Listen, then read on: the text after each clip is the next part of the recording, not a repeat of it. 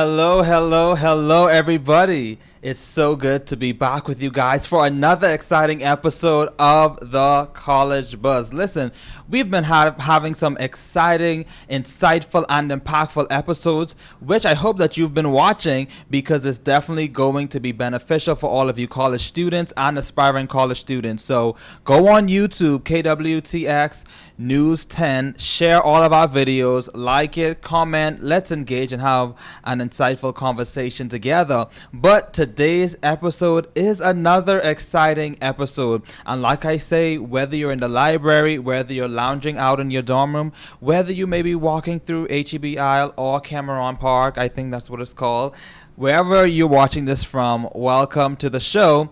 And I have an exciting guest, Brother Marcus, in the studio, and he's going to introduce himself to you guys. Welcome to the show. Thank you so much, Raphael. My name is Marcus Pilko. I'm a transfer student here at Baylor. This would be my second semester. I am 19 years old, and I'm a sophomore right now, and I'm currently studying finance. Nice. Well, tell us a bit about what made you come to Baylor. How was that transition like? Right. So I was looking to transfer schools. I'd say during my second semester, freshman year, I did not like the school I was at. I figured this out. I was very open to it at first, right? But you figure out what you like and you don't like. And I decided I want to make that switch. So I was browsing around for schools. And I have very good values as a person. Right. And with my values matched to Baylor's values, and I was looking around, so I was applying to similar schools like that. And in the end, I concluded that I wanted to do Baylor, and I got accepted, and that's why I'm here. Nice. So it's okay to make a switch. 100%. It is totally okay to make a switch. It's just you got to get past that mental block and do that jump. It's going to be a big change. You're like, oh, I already have friends here, and I have to do it all again. But you just have to know what's right for yourself and what's better for yourself. Right. That's awesome. So how was it adjusting from the previous college to now? So Baylor? honestly, I'd say it's a little better because as a freshman, you're living in the dorm, right? Mm-hmm. It's not the best living experience, but everyone else is going through it with you.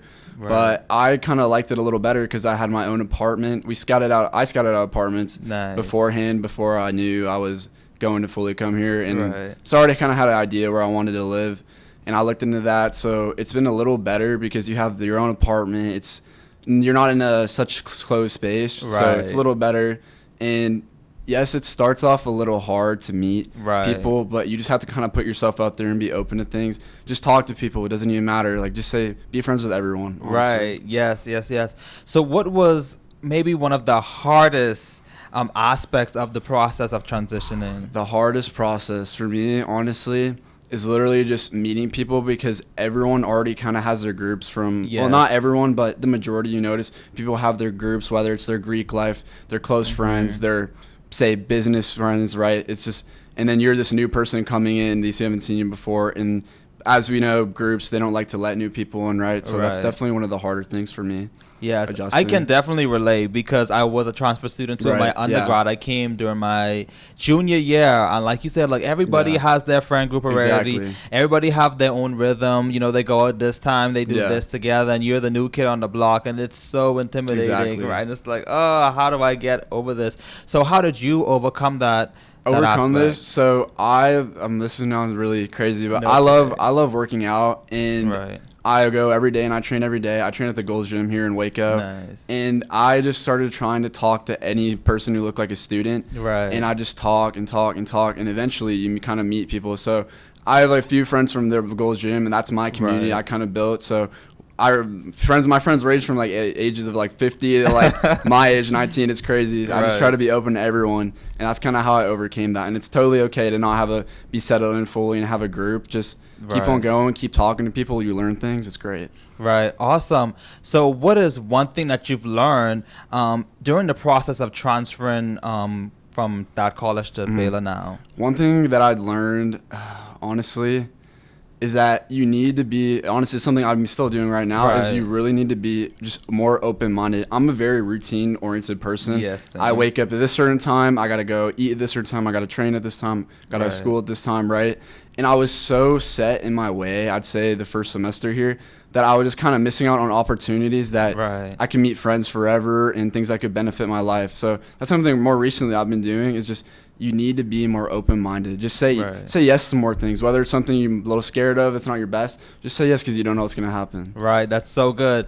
Now, I know that you talked a little bit about Baylor having matching and aligning with your values, but was there any other thing that caught your eyes that said Baylor was the one? I really like the look of the campus. I like that it was a little smaller. I came from a SEC school, so Okay. very big. Wow. You're walking across campus, maybe it takes you 30 minutes, right? Yes. And when I was browsing the campus here, it's a pretty campus. It's small. It seems like there's a lot more community. Right. And it seems like the school really cares more about like your future and how you're going to do in the Right. long term. It's not just how can we just help you now, but how can we help you later down the line, right? Right. And that's what I really liked about Baylor. Nice.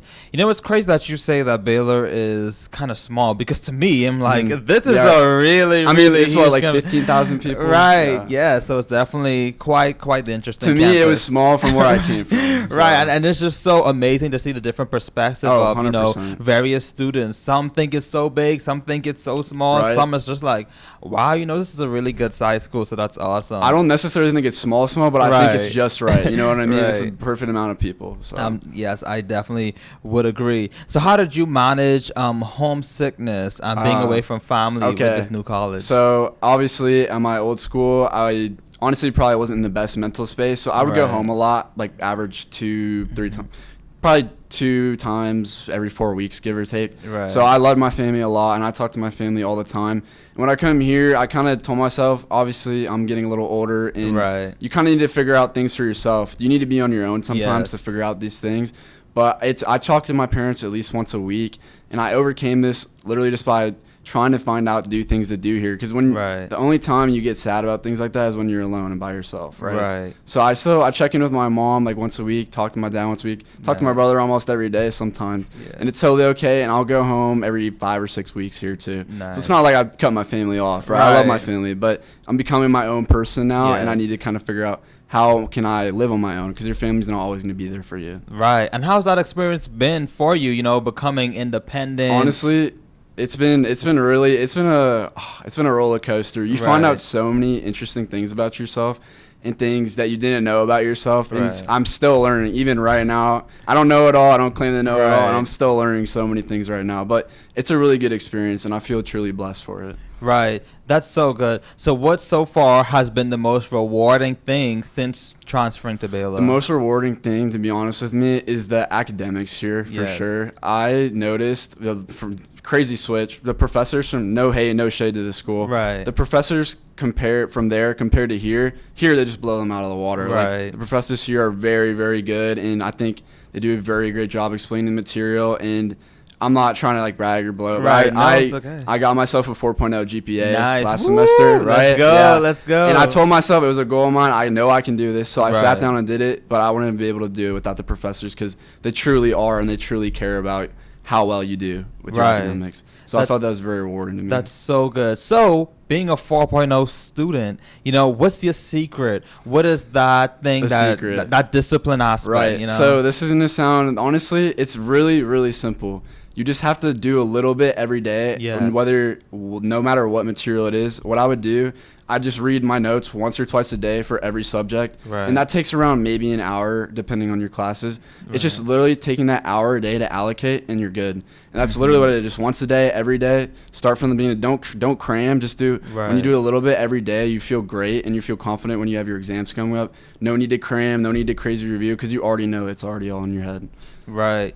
And I talk to my students as well, working at Baylor. I say, even if it's 15 minutes in a particular subject, everything that you do is pushing you towards your goal. And, you can confirm that. So I hope my students are listening. 100%. Even if it's just Yes. like 10, 15 minutes, Exactly. it really does help you. If you do 10, 15 minutes a day, it's still going to help you, even though you don't think it will. Right. That's literally the secret. There's no cramming needed, no 8 hours of studying. Right. Just a little bit every day. Exactly. So how do you balance your schedule with social life, academic life? Right. So Monday through Friday, or Monday through Thursday more, I try to be really more focused on school. I wake Right. up. This sounds really crazy. I go to sleep at 9:30 usually every night for school days, and I'm up at 6.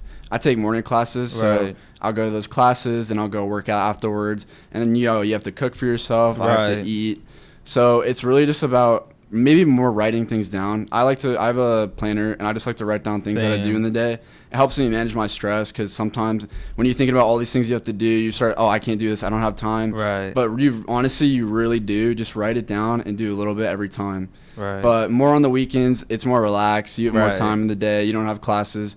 So those are more free days, but I still like to go work out. I still like to wake up relatively early, and then Sundays I like to go to church. So. Right. That's good. That's good. So have you been involved in any campus life activities? So that's something I've actually been trying to work on, because I told you I was more so focused on my routine that I was just missing out on certain opportunities. So I've been trying to join or look into more clubs and organizations of that such. So I joined the accounting club just to meet people, things like that. So I'm trying to get more involved in campus, because that's something I'm trying to work on myself now. So I know you said that you were 4.0, but have you experienced any moment of some form of failure, and how did you overcome that? Right. I mean, even though no matter how smart a person you are, how much you study, sometimes you're just going to not do well great as one you wanted to on an exam. And recently on one of my stacks exams, I didn't do the best. And I knew I could have done better, but I didn't do that. But that's okay. Failure is part of the learning process. Yes. And you can't take it as, oh, I'm not good anymore, I can't do this. Just take it, okay, what can I learn from this, and how can we build and do better next time? It's always a learning process. Awesome. That's so true. So what do you think most students who are in the transferring process or thinking about transferring struggle with? I'd say those transfer students is probably the reason why they're transferring is because they dislike or things are going on in that university that they don't agree with. And I'm going to say they're going to struggle with where to pick, right? What are they going to pick? So if they pick here, they might struggle with, again, getting into that group, figuring out, okay, new campus, new people, I got to start fresh. But a fresh start's always great, right? Yes. And you can learn so much from a fresh start. So they just need to be more open-minded and be willing to learn and just try new things. It's totally okay. That's good. So what advice would you give to someone who is in that, that battle of should I not? I'm not connecting with where I'm at. I want to branch off. What advice? That advice is literally, honestly, the best things can come out of the most random things that happen in your life. I would not have been here today talking to you if I didn't talk to one of your colleagues at my gym, right? Yes. And it's crazy. So I keep repeating it, but I'm going to say it again. Be more open-minded, be willing to learn, and really just reflect on what these things are teaching you. Awesome. Well, this has been an incredible, conversation about transferring. Yes, both of us can relate to that. 100%. And both of us stand as a testament that we can overcome that little rift between here and there. You talk about that struggle or that in between of finding new friends and connecting with community, but it's definitely possible, and to give ourselves the grace that we need to adjust to those different environments. So as we wrap up today's conversation, do you have any final words to share with our audience? Final words, I'm going to say it again, I'm going to say it one more time. Yes. Be open-minded, be willing to learn, and just keep trying, man. Don't ever give up. Yes.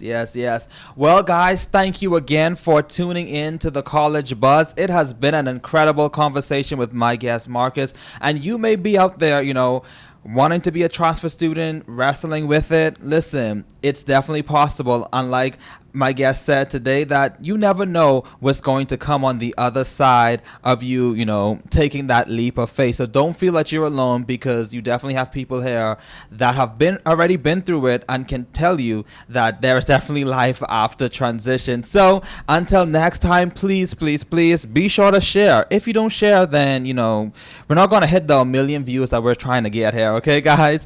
So definitely share with all of your friends, and be tuned in to another episode of the College Buzz. See you guys.